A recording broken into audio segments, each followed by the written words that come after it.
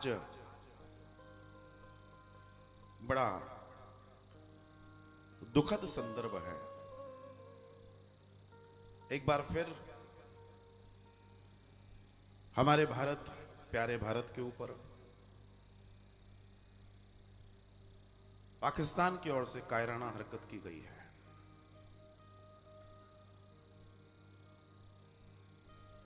उन आतताइयों ने यह नहीं पूछा कि तुम ब्राह्मण हो, तुम क्षत्रिय हो, तुम वैश्य हो, तुम शूद्र हो, तुम बुद्ध हो, तुम जो भी हो, इससे उन्हें कोई मतलब नहीं है। बस तुम मुस्लिम नहीं हो इसलिए तुम्हें मारा जाएगा। लोगों से पूछ पूछ कर मारा गया, नाम पूछ पूछ कर मारा गया, हिंदू होने की निशानियां देख देख के मारा गया। और आज पूरा देश नहीं, पूरी दुनिया रो रही है उस कृत्य को देखकर। सभी और सब और मैं अपनी जो मेरे अंदर की भावना है वो व्यक्त कर रहा हूं, क्योंकि मेरे जितने देवताओं का दर्शन है वो बिना हथियारों के नहीं है। लेकिन आज हम लोग सिर्फ देवता की सुंदर मुखड़े की ओर जाते हैं, चरणारविंद की ओर जाते हैं, उनके हाथों में क्या क्या है उसकी तरफ कभी ध्यान नहीं देते। बच्चे रो रहे हैं, उन्होंने किसी को नहीं देखा। वो स्त्री कह रही है कि मुझे भी मार दो, मेरा पति मार दिया गया तुम्हारे द्वारा। तो वे इस देश को ललकार के कहते हैं कि जाओ अपने प्रधानमंत्री से कहना कि हमने कर दिया। ये ध्यान रखना, ये जो सब घटा है, आज लोग मोर्चे निकाल रहे हैं, कैंडल मार्च निकाल रहे हैं, कह रहे हैं उन आतंकवादियों को मार दिया जाए, क्षमा कीजिए। उन आतंकवादियों का कसूर नहीं है। हम लोग अब तक इस मामले पर बहुत गहराई से सोच समझ नहीं पाए। मुझे समझ नहीं आ रहा क्यों नहीं समझ रही सरकारें।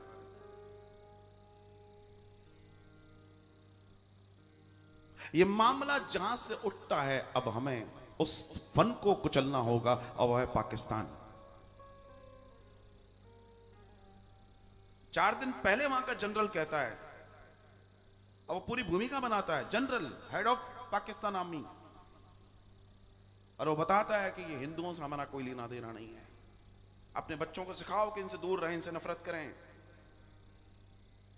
और उसके ठीक 2 दिन बाद पीओके के अंदर एक बड़ी फैसुल्ला के द्वारा, एक आतंकवादी के द्वारा एक बहुत बड़ी सभा होती है, और उसके ठीक 2 दिन बाद मासूमों का कत्ल किया जाता है। तो हमें किसी उस जल्लाद को नहीं मारना जिसने गोली चलाई, क्योंकि आज तुम 4 को मारोगे, कल फिर 40 आएंगे। ये कोई बहुत बड़ा विषय नहीं है, करते आए हो तुम। मैं इन सरकारों से कहना चाहता हूं कि अब बाबी में घुसकर उसका फन कुचलने का समय आ गया है। और अगर हम ये नहीं कर पाए तो पिछले कई दशक से हम ये देख रहे हैं, कभी मुंबई हमला होता है हम शांत होते हैं, कभी अनंतनाग होता है हम शांत होते हैं, कभी बसों पे फायरिंग होती है हम शांत होते हैं, कभी हमारे और तीर्थयात्रियों के ऊपर हमला होता है हम शांत होते हैं, कभी किसी घर में घुस के मारा जाता है हम शांत होते हैं, कभी किसी टेलर का गर्दन उड़ा दी जाती है हम शांत रहते हैं। कब तक शांत रहेंगे?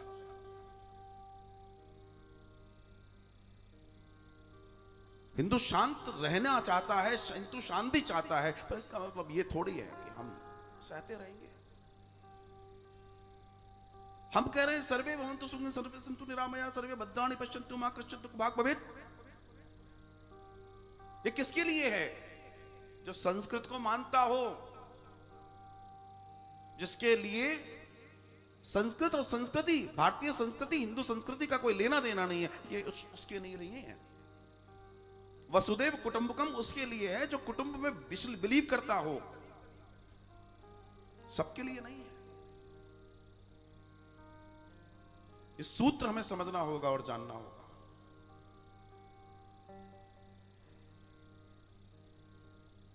गली गली हरी चादर लेके घूमते हुए 4 लोग, 2 लोग तुम्हारे दरवाजे पे आके रुकते हैं, और तुम उनको देखते हो और उसके अंदर पैसा डालते हो। वो पैसा तुमने उसको नहीं दिया है, तुमने अपने ऊपर चादर डलवाने की तैयारी करने के लिए पैसा दिया है। मैं आह्वान करना चाहता हूं समस्त भारतीयों को, सनातनियों को, कि अगर तुम अपने बच्चों की, अपनी जिंदगी, अपने आने वाली पीढ़ियों को बनाए रखना चाहते हो, तो इन मुर्दा घरों के आगे, इन कब्रों के आगे अपने माथे को रगड़ना बंद कर दो, वरना एक दिन तुम रगड़ दिए जाओगे जैसे रगड़े जा रहे हो। क्योंकि उनकी उन मजारों के, उनके उन मुर्दा घरों के सबसे ज्यादा पेमेंट करने वाले तुम हो, और उसी से हथियार खरीद के उसी से तुम्हारे घरों में अधिकार करने वाले वो हैं।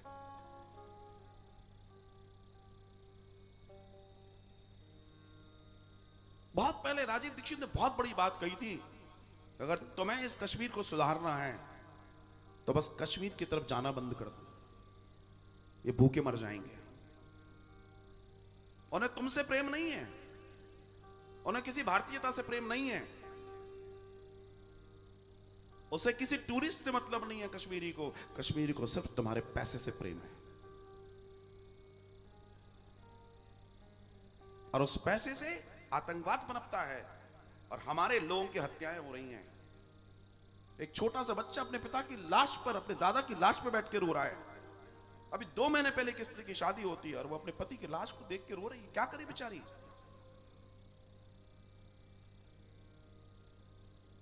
हम और आप किसी सरकार के ऊपर जिम्मेदारी देके नहीं बैठ सकते। हमारी जिम्मेदारी है, और हमारी पहली जिम्मेदारी है कि इस और जाना बंद करें, उस और से आने वाली हर चीज का हम बहिष्कार करें, और जितने ये हरे चबूतरे हैं इन सब की तरफ देखना बंद कर दें, तब वास्तव में क्रांति आएगी।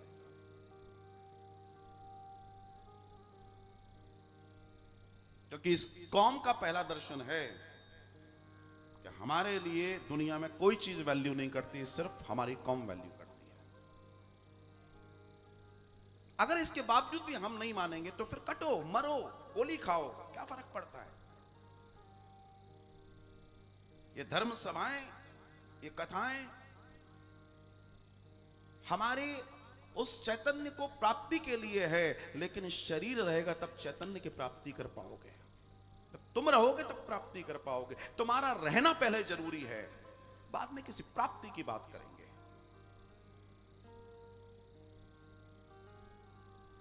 और शायद कभी कभी लगता है कि हिंदू से ज्यादा कोई मूर्ख नहीं है।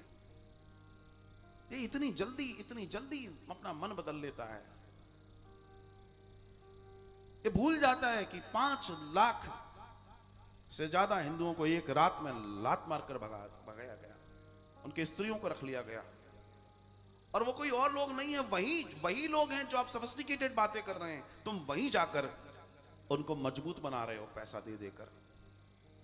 तो फिर बाहर के दुश्मनों की क्या जरूरत है। सबसे बड़े दुश्मन तो हम अपने आप हैं। अपनी कब्र के लिए हम खुद उनको पैसा दे रहे हैं कि तुम हमारी कब्र खोदो।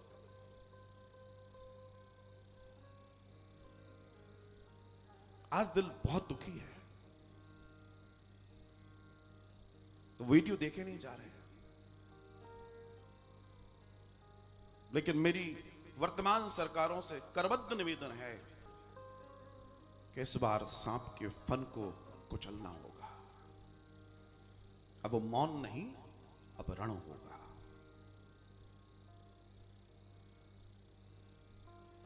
धर्म कहता है असम्मान में सदियों जीने से अच्छा है सम्मान का एक क्षण जियो, और तभी जीवन की वास्तविकता है, वरना नहीं है साहब। 11 लोग, 11 से 16 लोग, 16 से 22 लोग, फिर खबर आती है 28 लोग, और अभी भी कई सारे अस्पतालों में तड़प रहे हैं। लेकिन ये मामला कुछ लोगों की संख्या का नहीं है, मामला विचार का है। कि अगर हमने आज विचार नहीं किया, अगर हमने आज अपने आप को सेपरेट नहीं किया, अगर हमने इनकी रसद और मदद नहीं रोकी, इसकी रसद और मदद क्या है? यही है। अभी एक व्यक्ति का बहुत मजाक उड़ाया गया इस देश के अंदर कि उसने एक शरबत को लेकर बात कह दी और उसको बोला गया कि तुम देश को भड़का रहे हो। वो सच कह रहा था, गलत नहीं कह रहा था।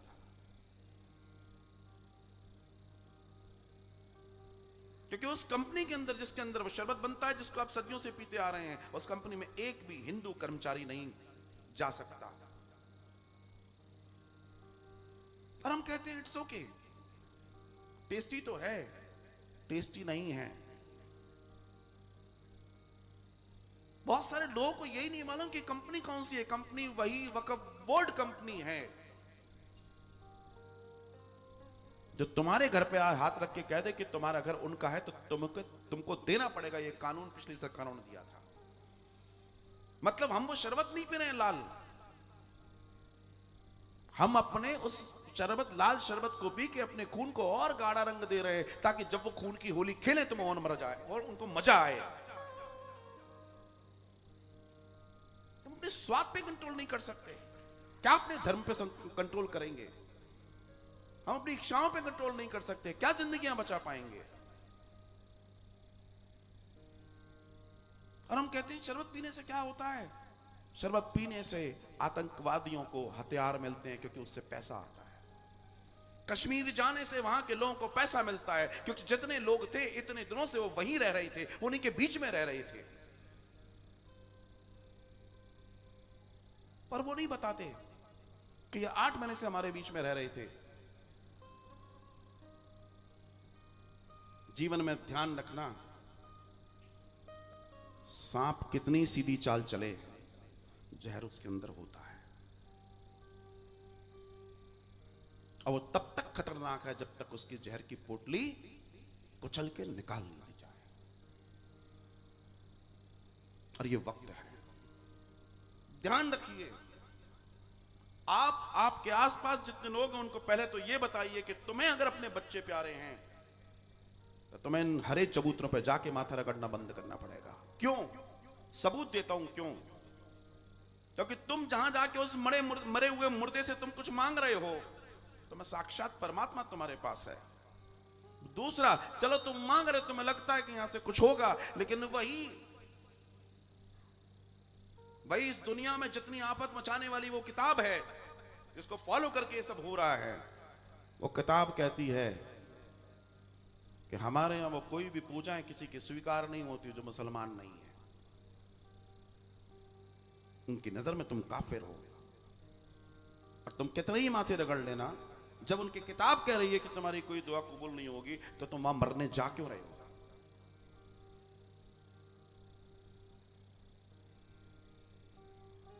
ये तो सोचो कम से कम।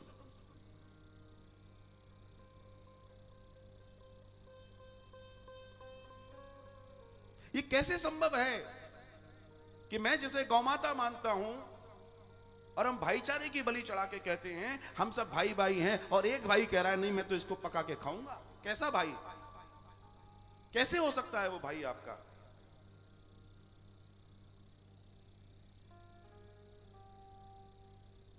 धैर्य तब तक ठीक है जब तक आप अच्छे से सांस ले रहे हो, उसके बाद निर्णय लेना बहुत जरूरी है। और मुझे पूरी उम्मीद है कि इस बार कुछ बड़ा होना चाहिए, वरना इन लोगों की आत्मा को शांति नहीं मिलेगी। हमारे भाई मारे गए हैं, हमारी बहनें मारी गई। जिस पल प्रत्येक सनातनी इस पर विचार करेगा वो हमारे हैं, तब वास्तव में राष्ट्र जागरण होगा। हम सिर्फ विचार करके अब सो जाएं, समझ लेना कि एक दिन हम भी ऐसे सुला दिए जाएंगे। जो राष्ट्र, जो लोग धर्म और युद्ध दोनों नहीं समझते, एक दिन वो सभ्यता खत्म हो जाती है, तो समाप्त हो जाती है। भगवान श्री कृष्ण ने 5000 वर्ष पहले गीता में एक बहुत बड़ी बात कही थी, अहिंसा परमो धर्म। हमको बताया गया, लेकिन इतने चालाक लोग थे कि हमको आधा अधूरा बताया गया, क्योंकि पूरा श्लोक कहता है अहिंसा परमो धर्म, धर्म अहिंसा तदेव च।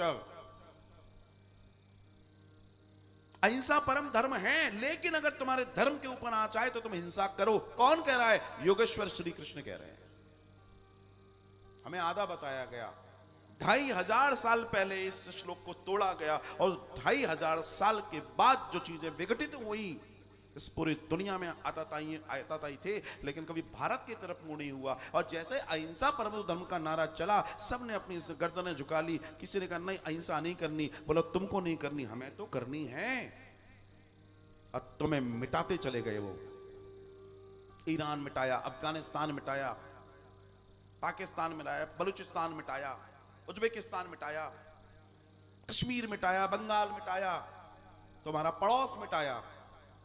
और तुम कहते रहे अहिंसा परमो धर्म। अनपढ़ लोगों के साथ यही होता है, जब पूरा नहीं पढ़ेंगे तो यही होगा। हम कृष्ण को तो पूछते हैं, लेकिन कृष्ण की वाणी को नहीं पूछ रहे, इसलिए आज हम परेशान हैं। अगर थोड़ा भी उन लोगों के प्रति संवेदनाएं हैं तो अपने अंदर अंतःकरण में इस बात पर विचार कीजिए कि मैं ऐसा कोई कार्य नहीं करूंगा जिससे ये जल्लाद, ये मलेच्छों के जीवन में एक भी क्रांति हो जाए, हमारी किसी भी सपोर्ट से, प्रत्यक्ष अप्रत्यक्ष। क्योंकि वो नहीं सुधरने वाले। उनको वहां वही सिखाया जाता है पाकिस्तान में। पर आप इन्हें आतंकवादी ना कहें, ये पाकिस्तानी है। जिस दिन हम ये कहना शुरू करेंगे उस दिन बहुत बड़ा नैरेटिव खड़ा हो जाएगा, और वो नैरेटिव ही काम करेगा, क्योंकि आज नैरेटिव काम करते हैं। हमें उन आतंकवादियों को सजा नहीं दिलवानी, वो तो बौने से लोग हैं। हमें दिलवानी है उनके आकाओं को सजा, जो पाकिस्तान में बैठे हैं, जो मुंबई हमले में भी पाकिस्तान में बैठ के लाइव देख रहे थे, और इन सब की छातियों पर भी कैमरे लगे हुए थे। जब ये कर रहे थे वो वहां लाइव देख रहे थे, चुस्कियां ले रहे थे। और एक और बात में भारत सरकार से कहना चाहता हूं कि इन वीडियो, इन फोटोज को देखकर इस भारत के अंदर जो सपोले बैठे हैं, जो बहुत खुश हो रहे हैं उनको देख देख के, उन फोटोज पर तंज कस रहे हैं, आनंद ले रहे हैं। बाहर की लड़ाई दुनिया जीत सकती है, लेकिन पहले अंदर की लड़ाई जीतना जरूरी है। देशद्रोह का मुकदमा इनके ऊपर चलना चाहिए, ऐसे लगना चाहिए ऐसे लोगों के ऊपर जो उन मारे हुए लोगों के ऊपर मजे ले रहे हैं। बाहर तो हम बाद में लड़ेंगे, पहले तो मैं अंदर भी देखना जरूरी है। आज कथा दर्शन में प्रवेश करें। मेरा विनम्र निवेदन है, आइए 1 मिनट के लिए हम उन दिवंगत आत्माओं के लिए मौन धारण करके उनकी आत्मा को शांति मिले भगवान से प्रार्थना करें।